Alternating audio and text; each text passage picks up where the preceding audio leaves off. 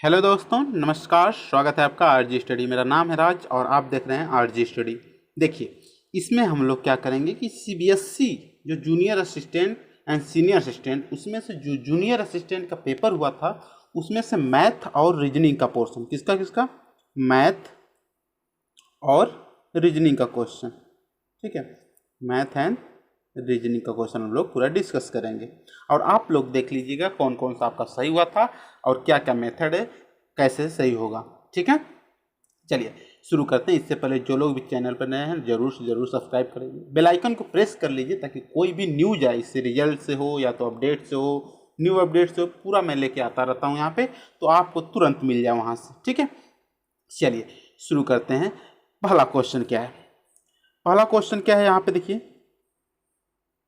आप पहले इसको तैयार कर लेते हैं ताकि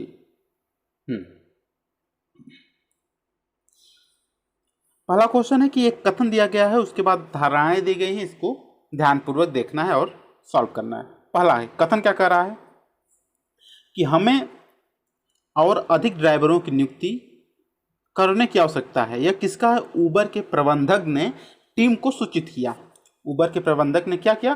टीम को सूचित किया कि हमें एक और अधिक ड्राइवरों की जरूरत। ठीक है, इसमें देखिए धारणाएं क्या क्या हो सकती हैं, इसमें क्या क्या हो सकती हैं देख लेते हैं आगे। ठीक है, यहाँ पे कह रहा है कि उबर का विस्तार हो रहा है और इसलिए उन्हें अधिक ड्राइवरों की आवश्यकता है।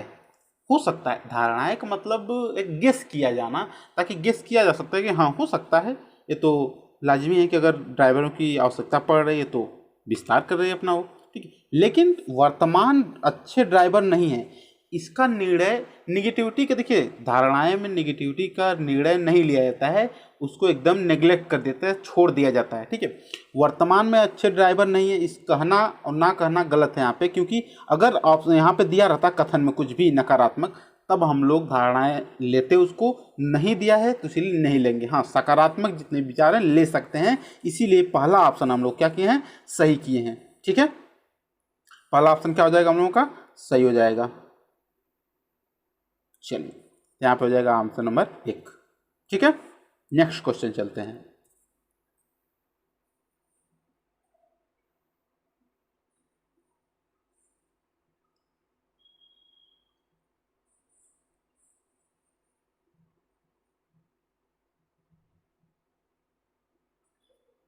सेकेंड क्वेश्चन क्या कर रहा है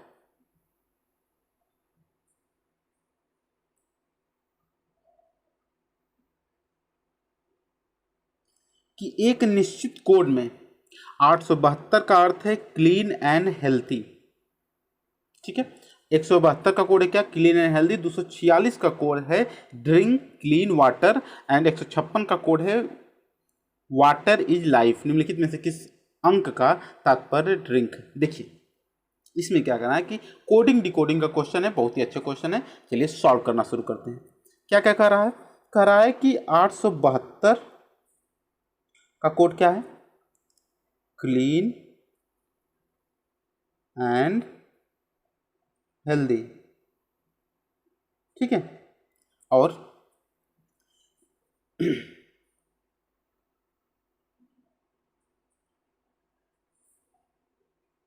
हेल्दी। इसके बाद कह रहा है कि 246 का कोड क्या है, ड्रिंक क्लीन वाटर। ठीक, इसके बाद कह रहा है कि 156 का कोड क्या हो जा रहा है यहाँ पे, 156 का अर्थ है वाटर इज लाइफ। ठीक है, देखिए इसमें क्या करना है, मैं कलर को चेंज कर लेता हूँ, रेड कर लेता हूँ। ठीक है, अब इसमें देखा जाता है कि कौन कौन सा मैच कर रहा है। यहाँ पे देखिए, यहाँ पे है कि क्लीन यहाँ पे भी दिया है और क्लीन यहाँ पे भी दिया है, इसमें भी क्लीन है, इसमें भी। अच्छा, जब क्लीन है तो इसमें देखिए क्या कॉमन है, यहाँ पे देखिए 2 कॉमन है, 2 कॉमन है ना। ठीक है, क्लीन हो गया। अच्छा, अब जब क्लीन का मिल गया और देखते हैं क्या मिलेगा। यहाँ पे देखिए वाटर है, अब मैं कलर फिर चेंज करता हूँ। इसके बाद है यहाँ पे देखिए वाटर, इसमें दोनों में चेंज, सेकेंड और थर्ड में वाटर कॉमन है और इधर देखेंगे तो 6 कॉमन है। ठीक है, ध्यान दीजिए हमें किसका निकालना है, ड्रिंक का निकालना है। ठीक है। अच्छा, जब यहाँ पे वाटर कॉमन है, अब देखिए सेकेंड वाले में देखेंगे यदि हम लोग तो 2 का भी कोड मिल गया और 6 का भी कोड मिल गया। 2 का कोड था क्लीन और 6 का कोड क्या था, वाटर था। बचा क्या हम लोगों का, ड्रिंक बचा। और ड्रिंक क्या है, हमको 4 का कोड है। क्या है, 4 का कोड है। एकदम सिंपल तरीके से आप लोगों को समझ में आ गया होगा। ठीक है, चलिए तो ऑप्शन नंबर 4 सही हो गया हम लोगों का। नेक्स्ट है, कराए कि उस विकल्प का चयन करें जो तीसरे पद से उसी प्रकार संबंधित है जिस प्रकार दूसरा पद पहले पद से संबंधित है। देखिए इसमें क्या करना है कि जो इससे संबंधित है अगला वाला, इसे हम लोगों को चेक करना है। जैसे FLS है, ये जो JPW से संबंधित है, किस प्रकार संबंधित है, यहाँ पे संबंधित है आपका F से कितना है, +4 है। इसके बाद L से कितना है, +4 है। इसके बाद S से कितना है, +4 है। मतलब यहाँ पे 6 इसका कोड होता है, इसका 12 होता है, इसका 19 होता है ना, इसका 10 होता है, इसका 16 होता है, इसका 23 होता है। तो 10 6 4 10, 12 4 16, 19 4 23, 4 4 का डिफरेंस आ रहा है, 4 4 का डिफरेंस आ रहा है। तो हम लोग ऐसे देखेंगे कि NUA का क्या हो जाएगा, देखते हैं। यहाँ पे अगर लेंगे हम लोग NUA लेंगे तो इसका 14 4 18 हो जाएगा, R हो जाएगा। और 21 4 25 मतलब Y हो जाएगा। और 1 4 मतलब C हो जाएगा। एक ये 1 है ना, 1 में 4 जोड़ेंगे तो E हो जाएगा यहाँ पे। ठीक है, RYE। यदि हम लोग देखें इसमें आंसर तो RYE ऑप्शन नंबर 2। ठीक है, समझ में आ गया ना। चलिए नेक्स्ट क्वेश्चन है,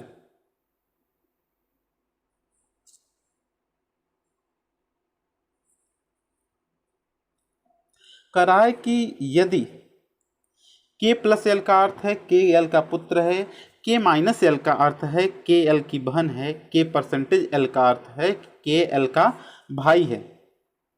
इसके बाद और K×L का अर्थ है कि KL की माता है। तो निम्नलिखित में कौन दर्शाता है कि D जो A की भतीजी है। देखिए आंसर तो पहले मिल गया, इसलिए हम लोग चेक करते हैं कैसे, क्या ये सही है। ठीक है, चेक करना है कैसे। तो D-B, अब इसमें देखेंगे D-B K-L कहाँ है, यहाँ पे है। तो D-B का क्या अर्थ है, यहाँ पे KL की बहन है। तो यहाँ पे D जो है B की बहन होगी, D B की बहन है, D को B की बहन बना दिए। ठीक है, अच्छा फिर क्या कर रहा है अगला कि B+C यहाँ पे है। जब B+C है यहाँ पे, अब देखेंगे प्लस वाला कहाँ सिंबल है, यहाँ पे है K+ शुरू में ही। K+L का अर्थ क्या है, KL का पुत्र है। तो KL का पुत्र है मतलब B C का पुत्र हो जाएगा, जो B जो है C का पुत्र है। ठीक है, अच्छा फिर C-A, फिर यहीं पे चलेंगे। K-L का क्या था, KL की बहन है, मतलब C जो है बहन है किसकी, A की। अब इससे क्या डिसाइड करना है कि D A की भतीजी है।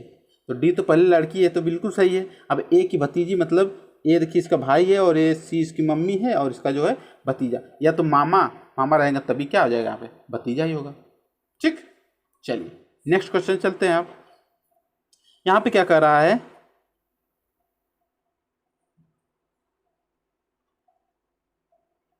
5 नंबर क्वेश्चन में कि दिए गए विकल्पों में 3 जोड़ियां समान है और एक अलग है, इसमें भिन्न छांटना है। ठीक है, देखिए क्या है इसमें कि LGM और NGQ, इसका क्या है, 12 2 14, 17 3 10, 7 3 10 और 13 4 17। पहले 2 बढ़ा, फिर 3 बढ़ा, फिर 4 बढ़ा, ऐसे ही सब में है। देखिए यहाँ पे भी 13 14 2 16, पहले 2 बढ़ा, फिर 23 4 26, 23 3 26, यहाँ पे फिर 3 बढ़ा, फिर यहाँ पे 5 4 9 4 बढ़ा। ऐसे ही इसमें भी है, लेकिन जो इसमें है आपका पहले देखिए 4 और 2 6 बढ़ा, फिर 15 और 6 पहले ही बढ़ गया, इसलिए उन लोगों का आंसर क्या हो जाएगा, यहाँ पे 2 हो जाएगा। ठीक है, चलिए नेक्स्ट क्वेश्चन है।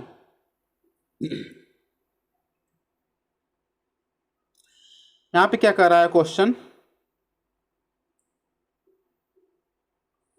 कि मोनालिसा, यासिका, प्राची और उर्वशी एक बेंच पर बैठी हैं। उर्वशी न तो अंतिम छोर पर है, न ही मोना या निशा के बगल में है। निशा यासिका और मोना के बीच है। मोना निशा के बाईं ओर नहीं है। तो बताइए इसमें कि डैश के स्थान पे क्या आएगा, प्राची डैश के बाईं ओर है। प्राची किसके बाईं ओर है ये हमें चेक करना है। ठीक है, ये चेक करना है तो देखते हैं क्या हो जाएगा यहाँ पे।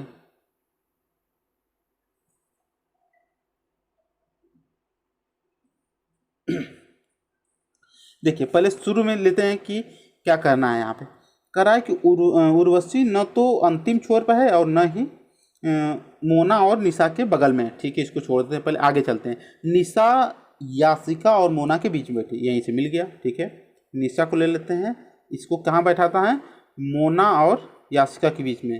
यासिका हो गई यहाँ पे और मोना यहाँ पे हो गई इस साइड। अब क्या कर रहा है अगला, मोना निशा के बाईं ओर नहीं है, मतलब निशा के बाईं ओर इधर होगा तो मोना नहीं। ठीक है, यहाँ पे है मोना।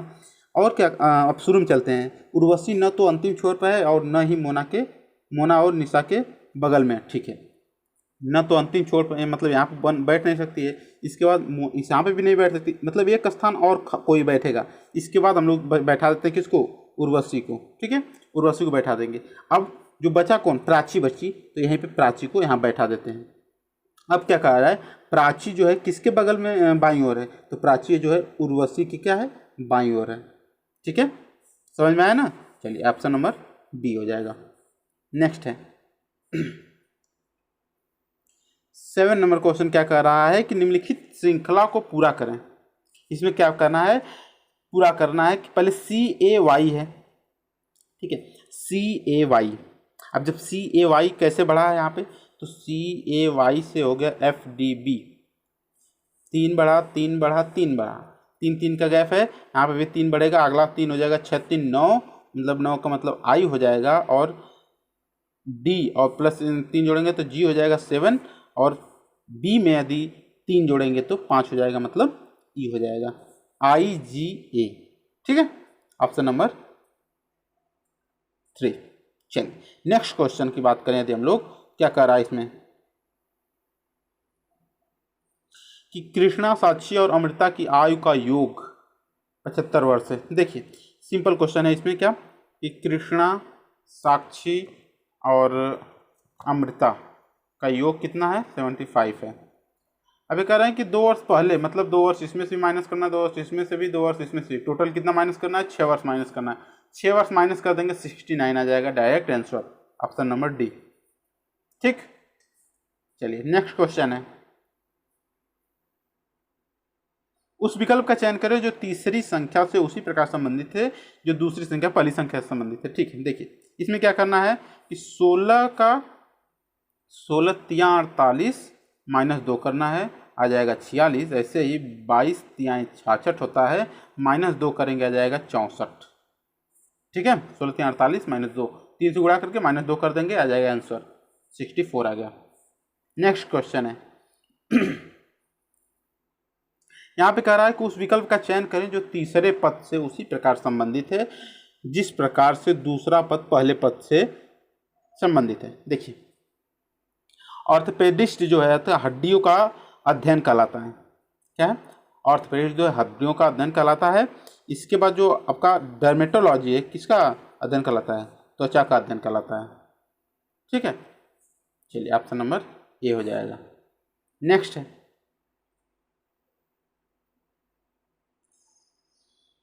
अच्छा क्वेश्चन है, देखिए और इसको मैं बड़ा कर देता हूँ। ठीक, यहाँ पे कह रहा है कि दी गई जानकारी का विश्लेषण करें और उसके नीचे दिए गए प्रश्नों का एक शाखा प्रबंधन के चयन के मानदंड निम्नानुसार दिए गए हैं। ठीक है, देखिए क्या करना है इसमें, पहले इसको ध्यान से पढ़ना है। देखिए कम से कम 50% अंकों के साथ किसी भी स्ट्रीम में स्नातक होना चाहिए। किसके लिए बात की जा रही है, एक शाखा प्रबंधक के चयन के लिए। ठीक है, रिक्रूटमेंट के लिए। देखिए कम से कम उसके 50% होने चाहिए स्नातक में। इसके बाद 60% अंकों के साथ प्रबंधन के किसी भी धारा के स्नातकोत्तर मतलब पीजी, ठीक है, पोस्ट ग्रेजुएट होना चाहिए, डिप्लोमा प्राप्त होना चाहिए उसमें। इसके बाद है कि आवेदन करने की तिथि पर 25 से लेके 35 के बीच में एज होनी चाहिए। 25 से लेके 35 के बीच में एज होनी चाहिए, ठीक है।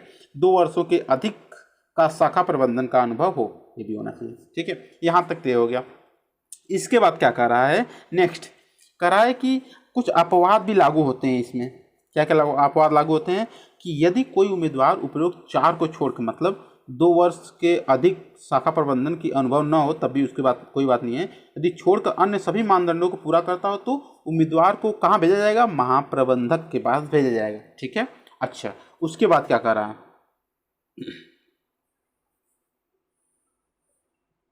उसके बाद क्या कर रहा है, उसके बाद कह रहा है कि एक उम्मीदवार जिसकी आयु 35 वर्ष से अधिक है, 35 वर्ष से अधिक है लेकिन 40 वर्ष से कम है, तो उसे कहाँ भेजा जाएगा, सहायक प्रबंधक के पास। कहाँ, सहायक प्रबंधक के पास भेजा जाएगा, ठीक है ना। चलिए, अब इतना हम लोगों को इन्फॉर्मेशन मिल गई पूरी तरीके से।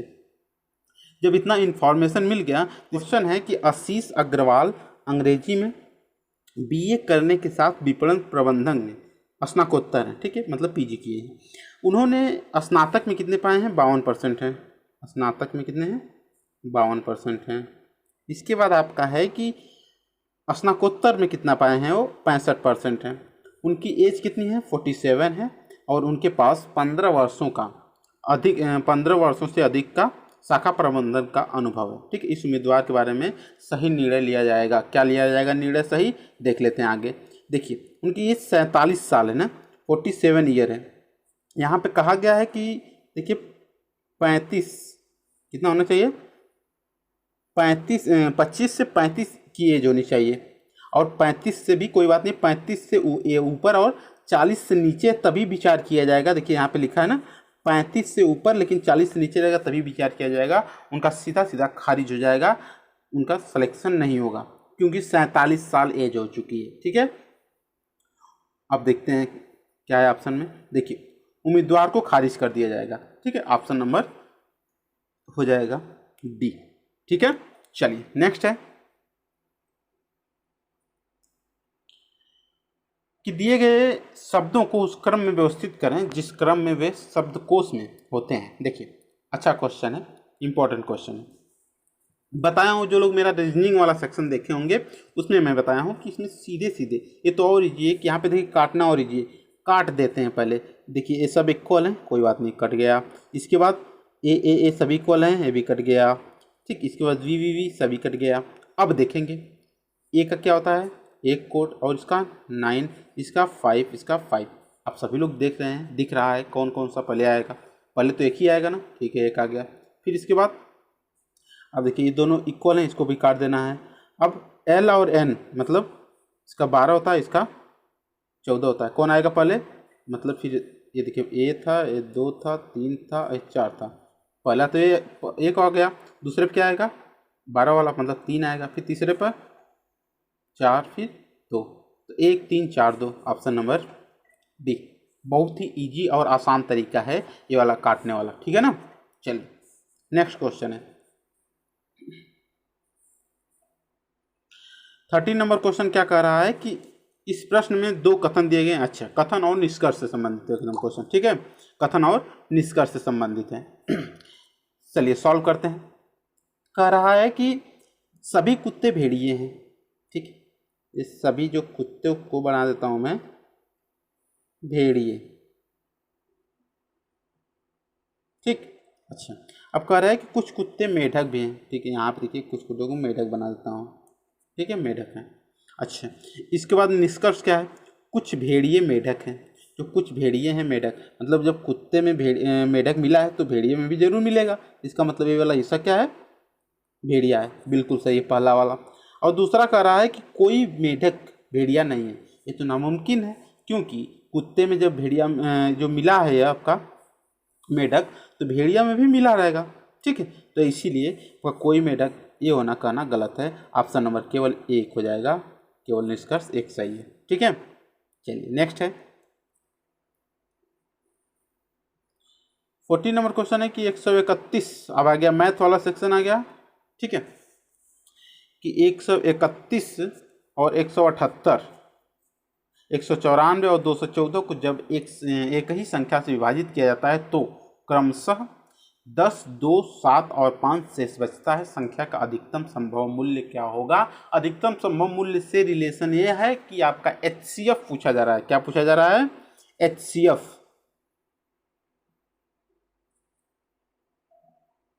ठीक है, क्या पूछा जा रहा है? HCF पूछा जा रहा है।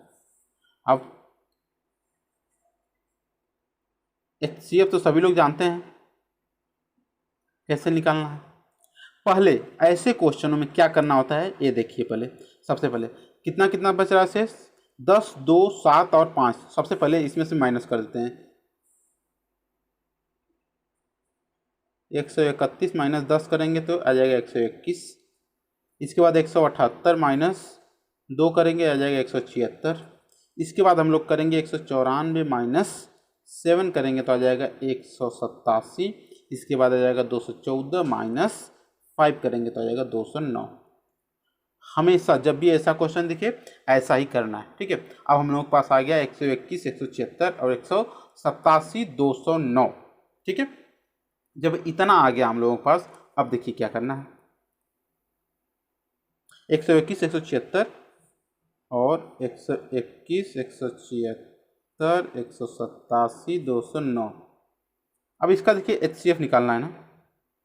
HCF निकालने के लिए क्या करते हैं हम लोग? पहले इसका गुणनखंड कर देते हैं आके। ठीक है, जैसे ही हम लोग गुणनखंड करेंगे, देखिए अब मैं यहाँ पे पेन चेंज करता हूँ। यह देखिए इसका क्या हो जाएगा? 11 × 11 होता है ना, सभी लोग जानते हैं। इसका क्या हो जाएगा? 11 1 जा 11, 11 6 जा 66। अब देखिए 11 इंटू हो जाएगा 17। इसके बाद ये हो जाएगा 11 × 19। अब हम लोग जानते हैं कि जो सभी में कॉमन होता है वही क्या होता है? Higher common factor. देखिए 11 सब में कॉमन है। ठीक है, तो सीधे सीधे आप लोगों का आंसर मिल गया। यहीं पे कितना हो जाएगा? देखिए 11 ना, ऑप्शन नंबर 3। HCF कितना है? 11 होगा। ठीक है, चलिए नेक्स्ट क्वेश्चन है 15 नंबर क्वेश्चन। क्या है 15 नंबर क्वेश्चन? करा 13 से विभाजित 4 अंकों वाली छोटी संख्या के 8 से विभाजित होने पर भागफल ज्ञात करें। देखिए पहले तो ये निकालना पड़ेगा कि 13 से विभाजित होने वाली 4 अंकों की सबसे छोटी संख्या क्या है। ठीक है, अच्छा तो जानते हैं 4 अंकों की सबसे छोटी संख्या होता है 1000। अब इसमें यदि यहाँ पे 1 हो जाएगा तो ये किससे? 13 से डिवाइड हो जाएगी पूरी तरीके से। डिवाइड करके देख सकते हैं। 13 7 91, 1 कटा 9 बचा, 13 7 91, पूरी बात कट जाएगी। 1001।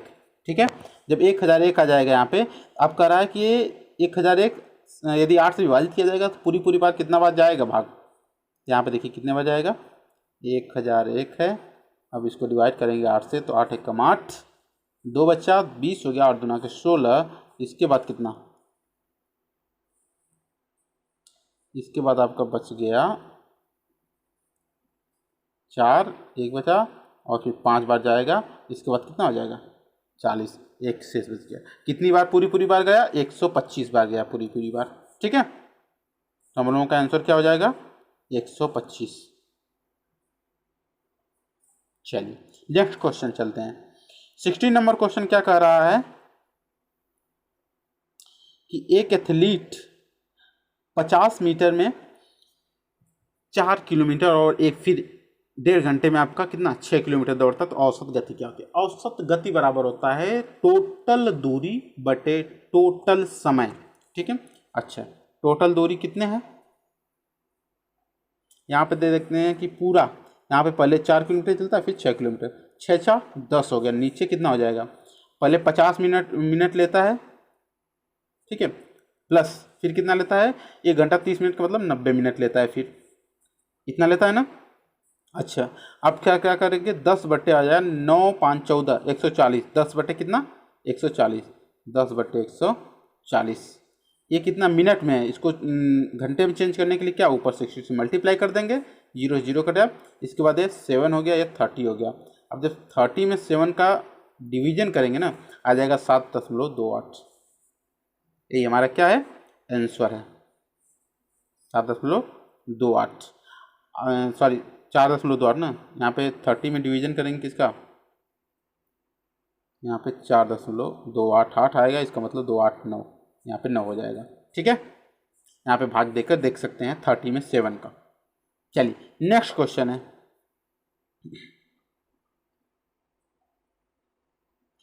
क्या कर रहा है कि एक संख्या 576x यहाँ बीच में दिया है, ओ 9 से विभाज्य है, तो उसका x की वैल्यू ज्ञात कीजिए। देखिए पहले तो जान लीजिए कि 9 का डिविजिबिलिटी क्या होता है। 9 का है, मैं शुरू से ही डिविजिबिलिटी आपको गिनवा देता हूँ पहले। ठीक है, 2 का क्या होता है, 2 का सिंपल है कि जितने भी सम संख्या है वो डिवाइड होने चाहिए 2 से। 3 का क्या है, सभी को ऐड करके 3 से डिवाइड हो जाए तो 3 का है डिविजिबिलिटी रूल। 4 का है कि लास्ट 2 डिजिट जो है आपका डिवाइड होना चाहिए, कितना, 2 डिजिट। ठीक है, और 5 का क्या है, लास्ट में 0 या 5 होना चाहिए तभी डिवाइड होगा। इसके बाद 6 का क्या है, यदि 2 और 3 से डिवाइड है तो 6 से भी डिवाइड होगा। 7 का क्या है, 7 का सिंपल रूल भी लगा सकते हैं।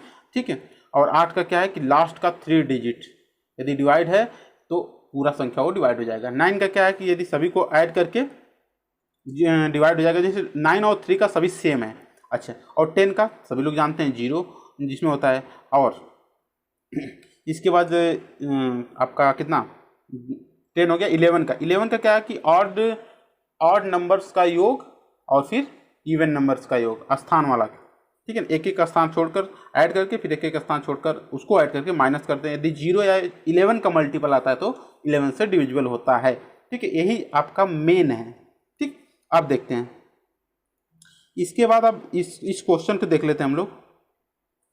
इस क्वेश्चन में कह रहा है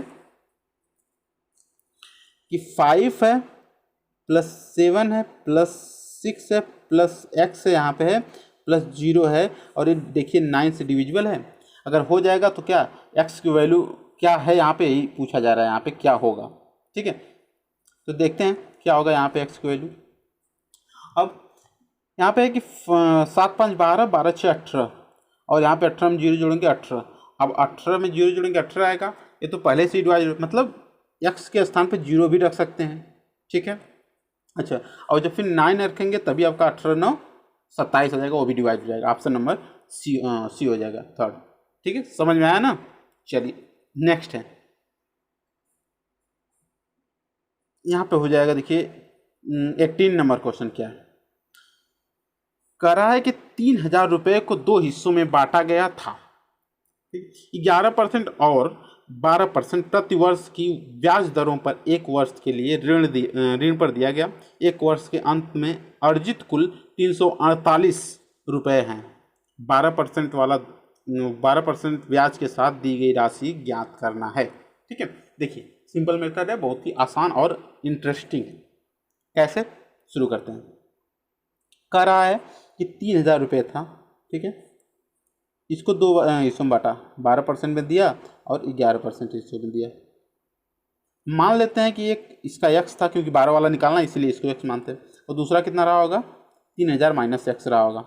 ठीक है, इतना था। अच्छा, जब इतना था तो आगे चलते हैं, टोटल कितना मिला इसको।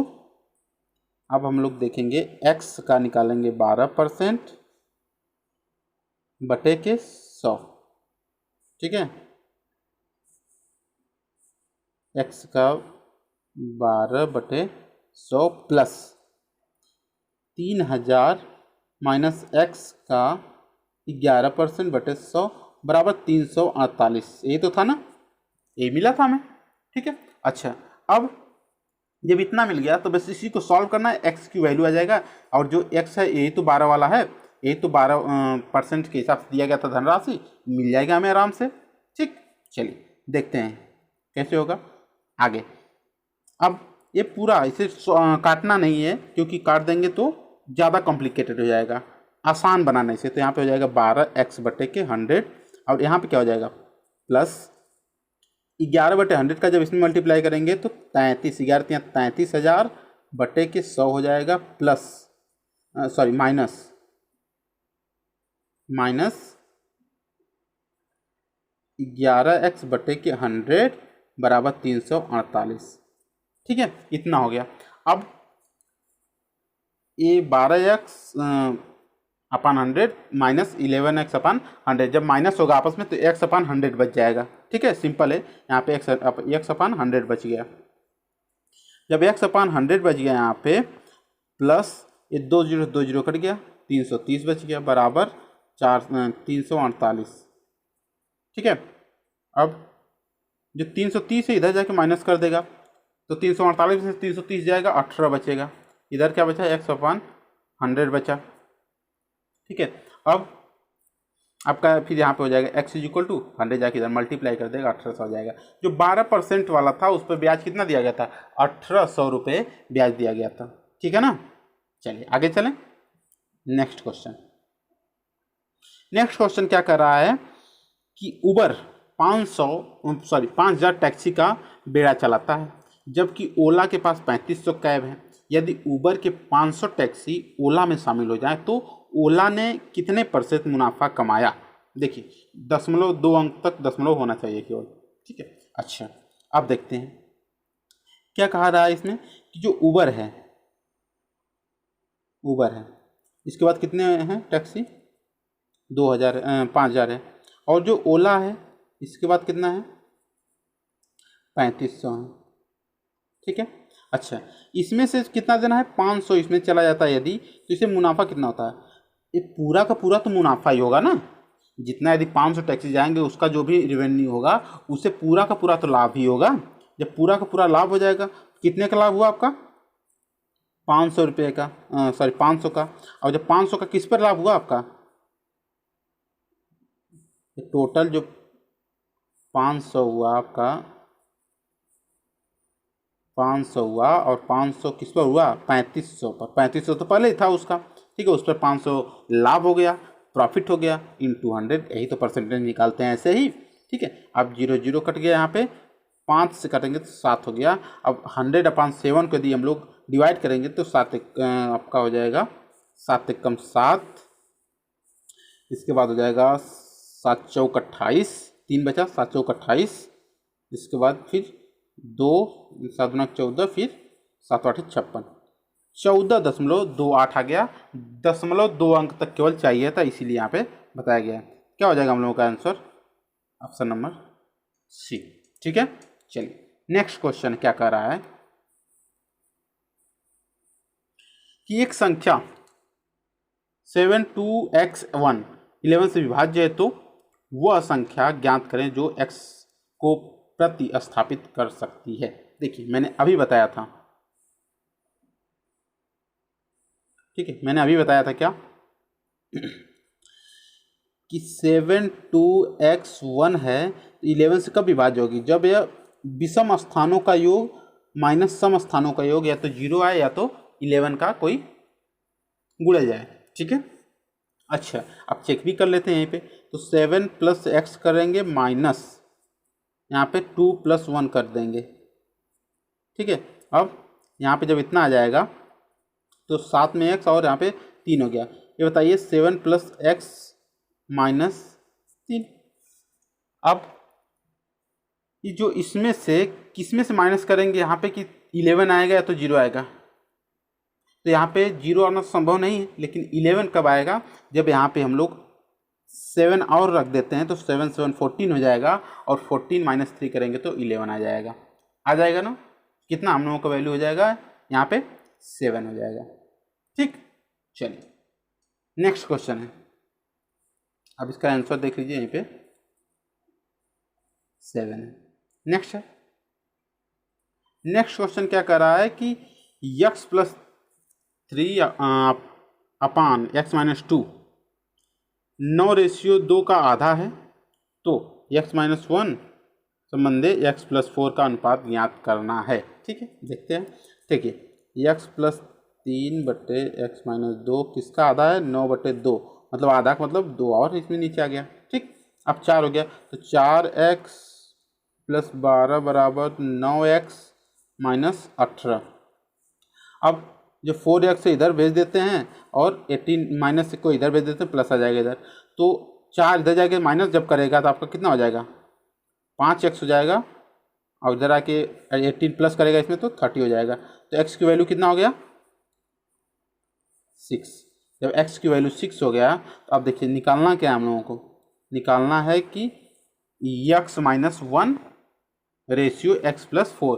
जब x-1 रेशियो x+4 निकालना है, हम लोगों का था कितना हो गया है, x की वैल्यू आ गया है 6, और जब इसको निकालना है तो 6 - 1 अपान 6 + 4 मतलब 5/10। अब इसको काटेंगे तो 1/2 आ जाएगा। ठीक है, तो क्या हो जाएगा हम लोगों का आंसर, आंसर हो जाएगा ऑप्शन नंबर 3। ठीक है, चलिए नेक्स्ट क्वेश्चन क्या कर रहा है कि राम श्याम से 20% अधिक कमाता है। ठीक है, बढ़िया बात है, राम हो गया ये और एक श्याम हो गया। देखिए अच्छा लग रहा है, जरूर जरूर लाइक कर दीजिएगा। ठीक है, लाइक नहीं करते हैं आप लोग। यहाँ पे राम हो गया, श्याम हो गया। मान लेते हैं श्याम 100 रुपये कमाता है, करा एक 20% ज़्यादा कमाता है, राम कितना ही कमाता होगा, 120 कमाता होगा। अब करा कि श्याम का वेतन राम के वेतन से कितना कम है, ये पहले बताइए कि कितना कम है। यहाँ पे 20 रुपये कम है, और जो 20 रुपये किससे कम है, ये आपका राम से, मतलब 120 से। अच्छा, तो 100 से मल्टीप्लाई कर देंगे, परसेंटेज आ जाएगा 20 छक्का 120। 100/6 को क्या लिखते हैं हम लोग, पता होगा, परसेंटेज पढ़े होंगे आप लोग तो, 16 सही 16.67%। ठीक है, चलिए नेक्स्ट है,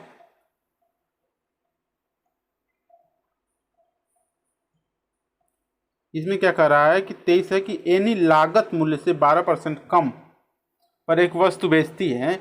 यदि उसने वस्तु को 750 स्वयं बेचा होता तो उसे 20% का लाभ होता। उसका विक्रय मूल्य ज्ञात करें। ठीक है, मान लेते हैं इस एनी के पास 100 रुपये था, उसने 12% कम बेचा, मतलब 88% पर बेच दिया। यदि वो कितना बेचा होता, 750 पे बेची होती तो उसे 120% लाभ होता, मतलब 120 हो गया होता। ठीक है, तो x का 120% बराबर इसको कर देते हैं। जब x का 120% बराबर 750 करेंगे तो यहाँ से कितना आ जाएगा, x गुणे 120/100 बराबर 750। 0 0 कटा, यहाँ डायरेक्ट काट सकते हैं, 20 छक्का 120, 20 × 25 100। ठीक है, अब यहाँ पे हो जाएगा 2 आपका 3 दूना के 6, 3 से काटेंगे 250 आ जाएगा, फिर 2 से काटेंगे 125 आ गया, और 5 का इधर जब मल्टीप्लाई करेंगे तो 125 में 5 का जब मल्टीप्लाई करेंगे आ जाएगा 625 आ जाएगा, कितना, x = 625। अब ये कह रहा है कि 625 यदि बेचा होता लाभ होता। ठीक है, ये आपका CP आ गया, मतलब कितना, CP क्रय मूल्य आ गया। ठीक है, ये कह रहा है कि बेचा कितना हुआ, क्योंकि विक्रय मूल्य पूछा जा रहा है, बेचा 12% कम में, मतलब 625 का 88% में बेच दिया इसने, तो विक्रय मूल्य आ गया। SP हम लोगों को निकालना है। अच्छा, कितना हो जाएगा यहाँ पे, जब काटेंगे हम लोग इसे तो सीधे सीधे काट देंगे कि 25 से काटेंगे ना, तो हाँ 25 आएगा ना। यहाँ पर भी थोड़ा सा कट कर देते हैं।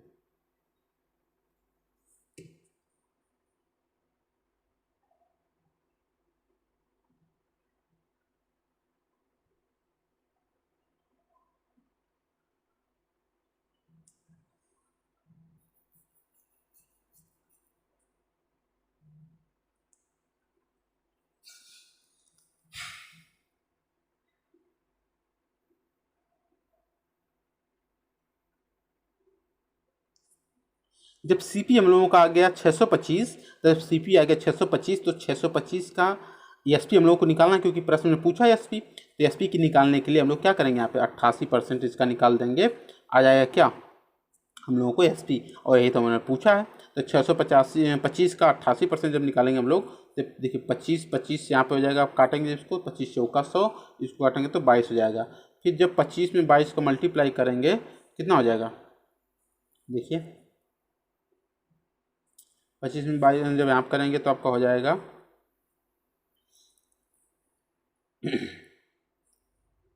22 बचे 110, 11 बचा, 22 दूना 44, 5 44 और 11 550। ठीक है, क्या हम लोगों का आंसर हो जाएगा क्या,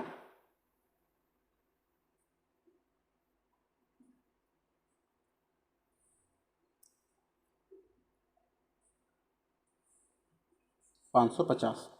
नेक्स्ट है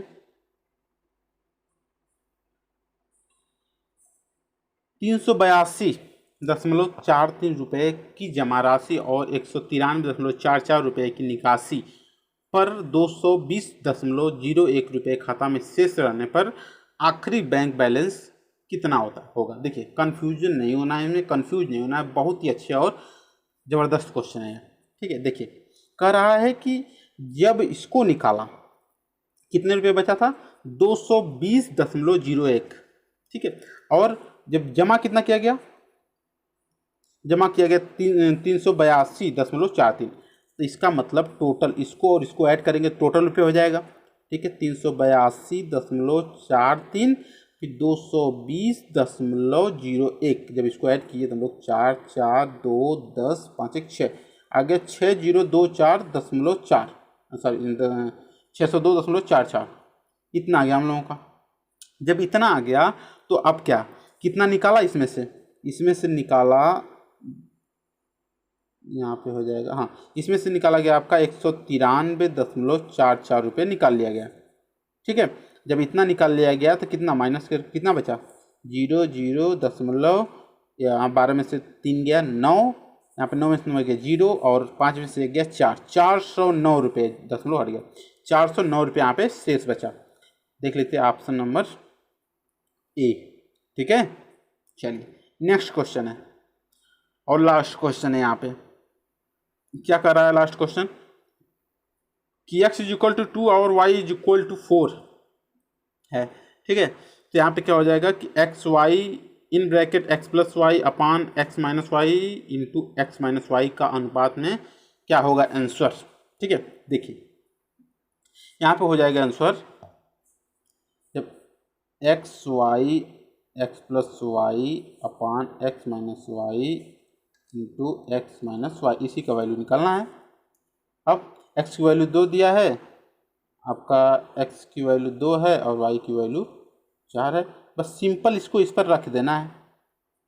जब रखेंगे हम लोग कितना आ जाएगा, 2 इंटू 4, यहाँ पे जगह 6 ऐड कर देंगे तो यहाँ पे हो जाएगा -2, यहाँ पे हो जाएगा -2 माइनस कर देंगे तो ठीक है। अच्छा 4 दूना के 8 इंटू 6 माइनस माइनस प्लस हो गया 4, 4 से 2 करेंगे 2 छक्के 12, 12 संबंधे 1 मतलब 12 आ गया आंसर। ठीक है, कोई डाउट इसमें, चलिए नहीं कोई बात नहीं है, बहुत इजी क्वेश्चन है। ठीक है, चलिए नेक्स्ट क्वेश्चन का और कुछ है क्या, हाँ देख लीजिए इसको भी। तूफान में कश्तियाँ और घमंड में हस्तियाँ डूब जाती हैं। ठीक है, तो घमंड नहीं करना, अच्छा से आसाम से पढ़ते रहिए, लॉकडाउन है, अपने और अपनों का खूब ख्याल रखिए। ठीक है, मस्त रहिए, व्यस्त रहिए, धन्यवाद।